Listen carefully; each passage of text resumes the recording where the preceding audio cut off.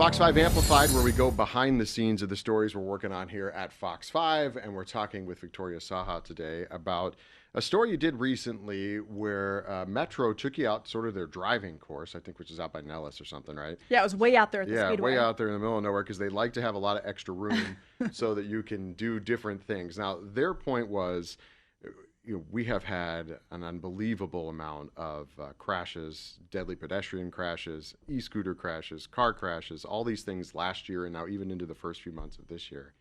And they were talking about how speed affects everything you do. Yeah, and this was like a real hands-on visualization of why speeding is so dangerous. But I do want to start off with some statistics. Last year, there were 163 fatals on our streets. That's 163. That's a lot. So, and it just continues, right? It seems like every other day there's a fatal crash. Someone's either getting hit by a car or getting killed by a car. So for this particular thing, they touched on motorcycle safety, because motorcyclists, like, this is not a motorcycle friendly city. We hear it all the time.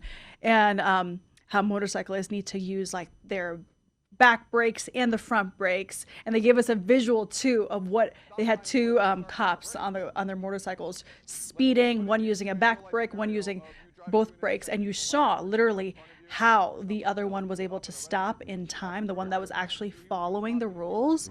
So I don't ride a motorcycle. No, you don't ride a But motorcycle. if you just use the back brake, it skids. Right. Use the front brake, you go over. So exactly, you go over, and we share the road with motorcyclists. So that was one part. They didn't let us get behind the motorcycle. But the second part of this was like an out, like 3-4 hour class. They had us go into the car with an officer. They showed us what happens when you're going 45 miles per hour and then you slam on your brakes. That itself was so jarring. Like I was expecting it. I knew they were going to slam on their brakes, but the whiplash you get and just how jarring it was really shocked me, because you think about 45 miles an hour. That's most of our roads here. That's not the highway. And then the scary part was 65 miles per hour, right?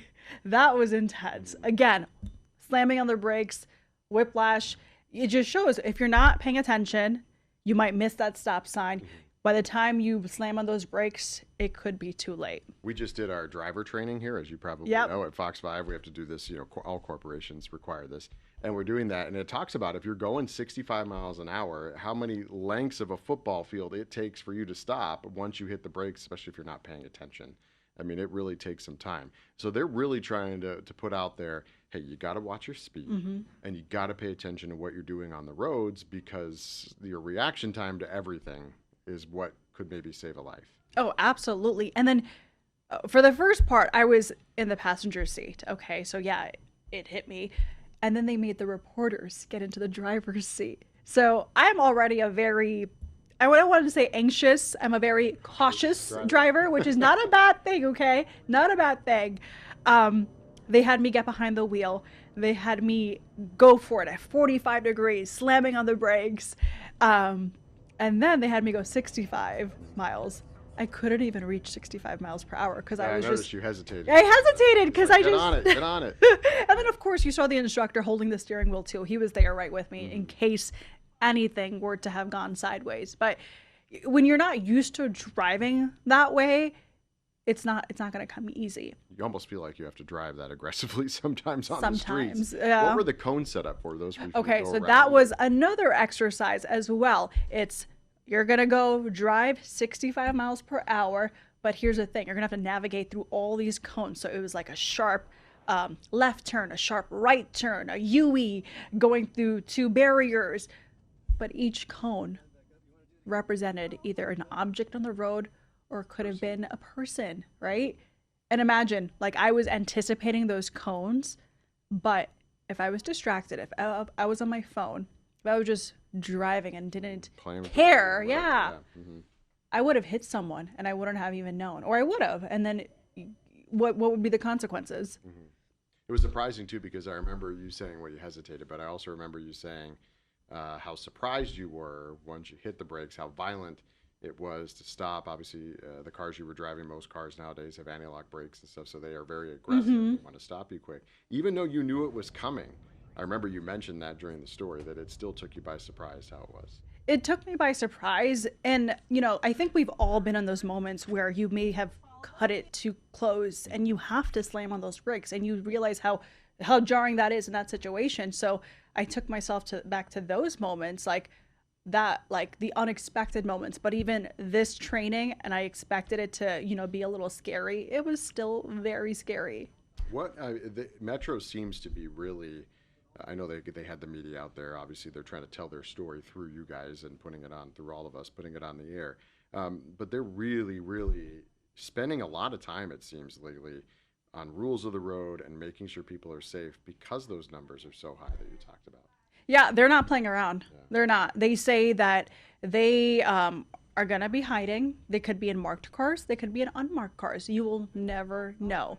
And when an officer pulls you over, all they have to do is estimate how fast you're going, and then they'll use the radar gun to really tell.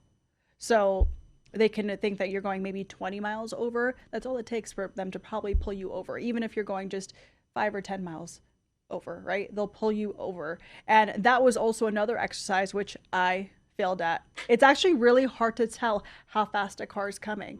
So they had 2 cars speeding by us, and before I had clicked the radar gun, I had to tell them, okay, I think this car is going maybe 40, 45. And actually it was going 55 or 60. So, I mean, I think the main takeaway from this was, we are seeing this increasingly bad issues on the roads, a lot of injuries, fatalities. So it's saying, let's get back to the root problems of this. What are the root problems? It's people speeding, people not paying attention, and then, of course, ultimately impaired drivers, which they want to get off the road. So, as you said, they're going to be out there. They're going to be on the roads. They're looking for people. They have these increased emphasis patrols that they do, and so they're really trying to put a stop to it. Yeah, I mean, 163 deaths last year.